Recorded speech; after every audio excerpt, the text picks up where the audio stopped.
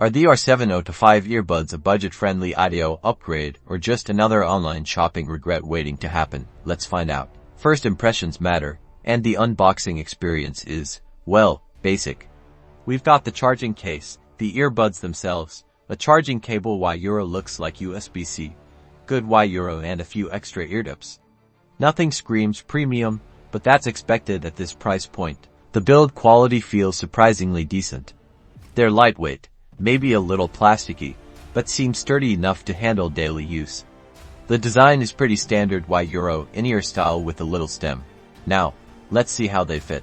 The fit is comfortable, but not super secure. I'd be hesitant to wear these during intense workouts. Let's move on to the most important test, the sound quality. Let's put these through their paces with a variety of music. First, some pop. The bass is present, but muddy. The highs are a bit tinny. Next, classical. The clarity isn't great, instruments sound a bit muddled together. Now hip-hop.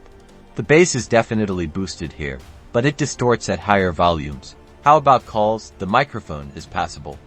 My voice sounds a little muffled, but understandable. I wouldn't rely on these for important business calls, though. So, are the R7025 earbuds worth it? For the price, they're not terrible. They're okay for casual listening if you're on a tight budget. But if you value sound quality and a secure fit, I'd recommend saving up for something a little better. Overall, I would give these a thumbs down. Thanks for watching.